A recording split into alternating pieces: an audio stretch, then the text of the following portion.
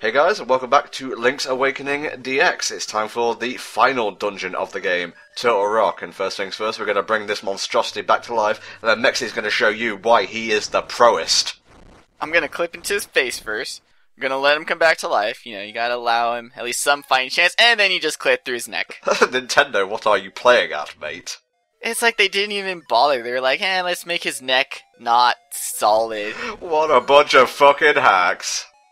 And now there are even other ways to completely skip that fight, because it's the shovel method that I talked about back with the second dungeon. You just dig up a bunch of crap in the previous screen, and it despawns his head.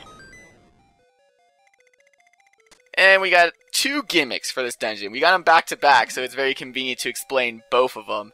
You got a plethora of mini-bosses, pretty much every single mini-boss from the previous dungeons, minus, I believe it's Master Stalfos and Grim Creeper, because those guys were more characters and they were actually plot relevant. Oh, story bosses. Story bosses, pretty much, yeah.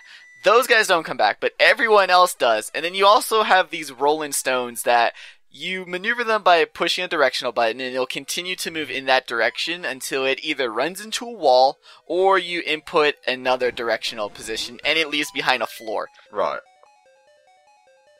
Turtle Rock in Link's Awakening is described as the first primarily lava dungeon in this series, but I beg to differ, because there was a shit ton of lava in A Link to the Past Turtle Rock. So I don't know, I guess it's just, there has to be a percentage of lava in order to be official. Yeah, if you don't pass the 50 percentile threshold, you're basically just a really, hot mountain zone. Pretty much, you're no lava reef at that point. That's probably one puzzle that requires the owl, because there are a lot of those eyeball statues, but that one specifically, you shoot it in the eye, you get a key. No, I can't believe they actually went with the proper solution this time. Most dungeoneers just ignore me. And now we finally have the last heart piece in the game. There were only 12, since with 8 dungeons, you could pretty much fill up your life bar with just the dungeon heart pieces. But we got all 12, and we're full on life minus the final heart piece we're going to get at the end of this dungeon. I was going to say, look at that empty spot, it torments me so, and I think you mean heart container, but it's okay, we've recorded 10 days worth of commentaries in the past few days. Oh my god. Well, and it's also weird in certain games too, where, you know, there are certain games where peace tends to be the full container or whatever, and it's dumb.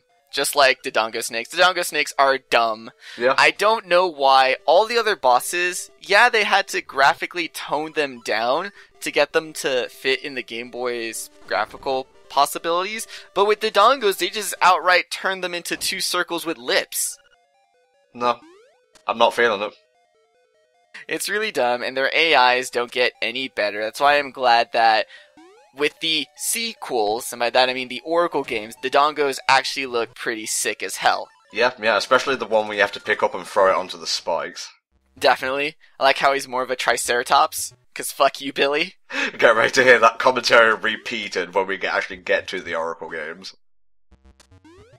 Also, hardcore 2D platforming, yeah, you had the simple jump on a platform, but that one's actually pretty difficult. Oh, I remember this guy. He's the one with the mean right hook that can send you back to the start of the dungeon, isn't it?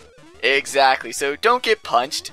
Blano is pretty annoying because of that right hook that sends you all the way back to the beginning of the dungeon, and you lose all of your progress.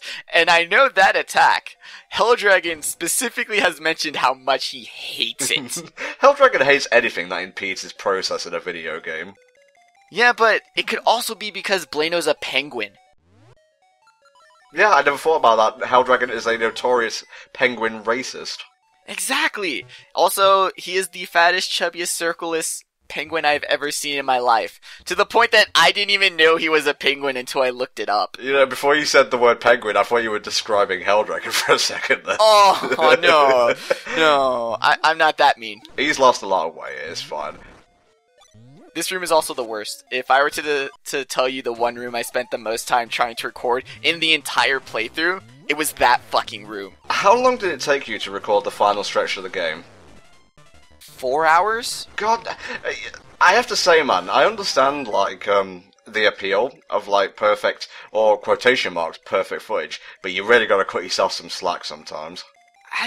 I'd like to have video game footage online that I'm proud of. Like, I don't want to come back in a couple months or a year and see my footage and be like, wow, did I really think that was good enough to put online? I just feel more comfortable with myself putting footage that I know I'm going to always be happy / proud of. It just eliminates that anxiety from me. That's fine, that's fine. It is really appreciated. So what do we have to do now in Turtle Rock? Well, it's not so much a sequence break so much as I did certain events in a very convenient order, but the dungeon item here, the magic rod, which I love the English translator, he had to throw in the burn baby burn joke. It's Nice. Much appreciated. But if you want to go with a very basic sequence of events, you have to first find that switch because that treasure chest is behind raised platforms. However, if you defeat the boss first, you get the shortcut from the start of the dungeon to the dungeon item room. So it makes more sense to just take out the mini-boss, that way you always have that warp zone, and then hunt down that switch, which is actually really close. It's only 2 rooms to the right of that main lava room. I only went the long way around because that allowed us to fight another mini-boss. I kinda was going for a quote-unquote all mini-boss run of this dungeon, because, like I said, I love it. I love when dungeons throw in mini-bosses in the later dungeons as just sort of casual events. Like, it simplifies it. It makes everything really nice. It makes me feel OP. That was the mini-boss from Catfish's Moor, right? No, Angler's Tunnel, but I get those two mixed up all the fucking time. That's what happens when you have 2 water dungeons. Uh-huh. And this is probably a route you've not seen a lot of people take with this room, but I usually do it because it allows me to jump towards the chest while I'm performing the puzzle at the same time. I remember this and the one before it, the sliding puzzle, giving me a lot of jip, because obviously you need reflexes, and not something that young Tom64 had. It's actually kind of an opposite. You don't need reflexes. You need, like, to slow down your inputs, because there's kind of a delay on it. If you press your inputs too fast, it'll register them, like, in between its movements, and then you'll either drop an input, or it'll do an input too soon.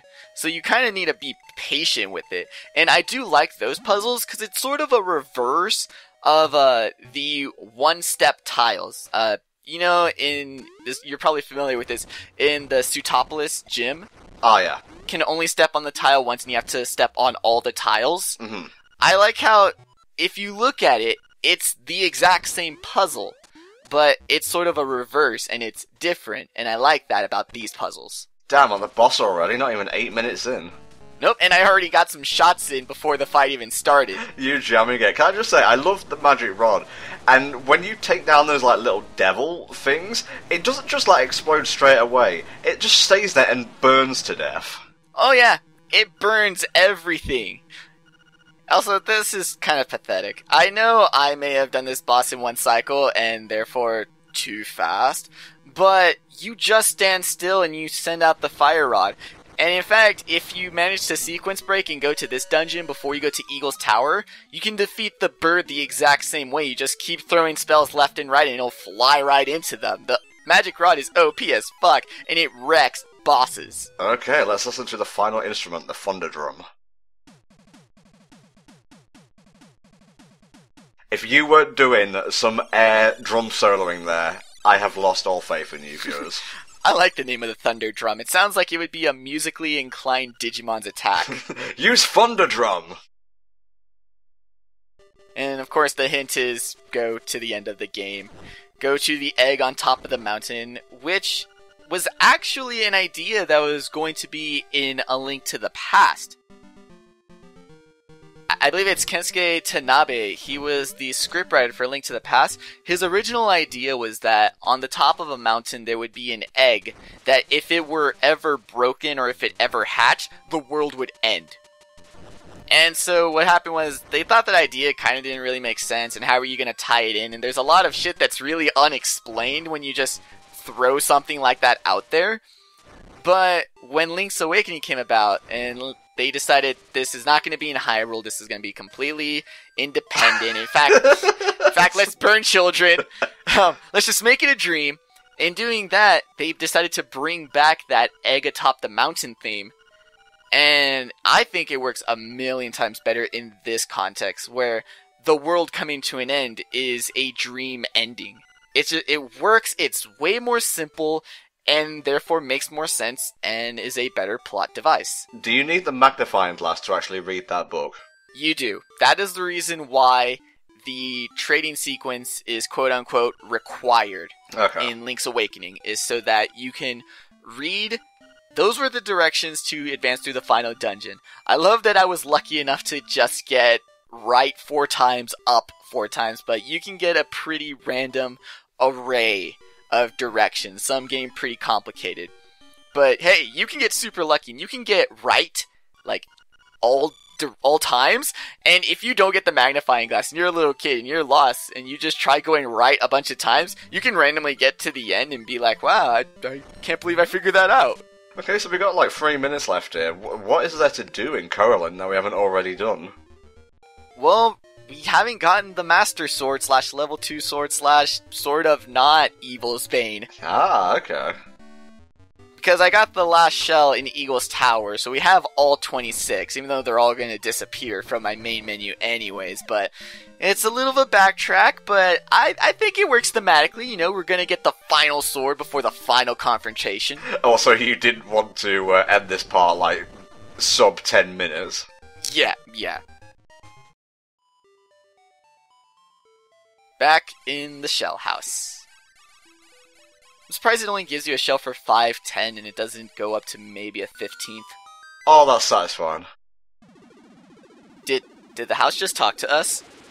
Oh my god, what's happening? Did the log house just talk to us? I don't think I've ever seen this. No? If I have, it's like banished to the ether of time. Or to the ether of your memory. Yeah. Man, there we go.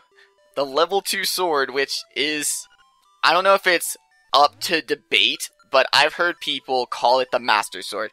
I've heard people call it simply the level 2 sword. I don't like the fact that you would have the Master Sword in Koholint Island, especially since they went out of their way to eliminate Zelda staples. If anything, I want to call it the Shell Blade, since it's a sword you got from collecting seashells. If it's anything related to, like, crab claw from the first Kingdom Hearts, I'm all for that. Blue and orange, baby. Exactly. And here you go, finally, Tom. We're getting some crazy Tracy potions.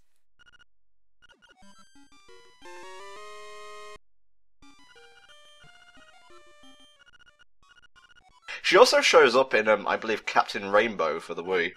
Huh. I didn't know that. Along with a little Mac who is grossly obese.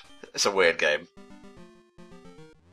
But, again, we had a talking house. A talking wooden house. And, do you want to know what wood is also sometimes called? Logs. You want to know what else is made of logs? Brooms. We got a lady who's obsessed with brooms. Crazy Broom Lady is actually Crazy Log Lady. Another Twin Peaks. Oh, okay. That just goes straight over my head, because obviously I'm culturally impaired. Not culturally impaired, just deprived of the enjoyment that Twin Peaks provides your life. Hey, I watched the two best friends playthrough of Deadly Premonition. I think I'm covered on all bases here. That doesn't even have like a Log Lady equivalent. At least Alan Wake had Light Lady. Oh, here comes the bitch in solo. Is it a solo? Is it? I mean, we got an 8-instrument accompaniment. Well, I suppose the gods are going to help you out here. Alright, let's kick back and listen to the true Ballad of the Windfish.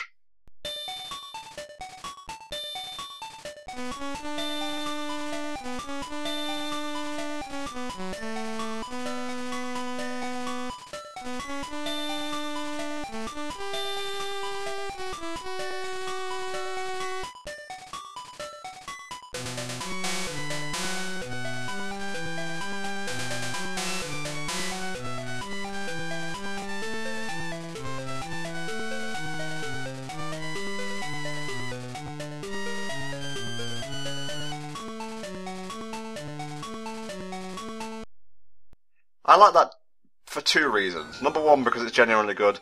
Number 2, didn't really have to do anything except sit there and listen to music. And it's also going to be fun to edit. Onwards to the finale!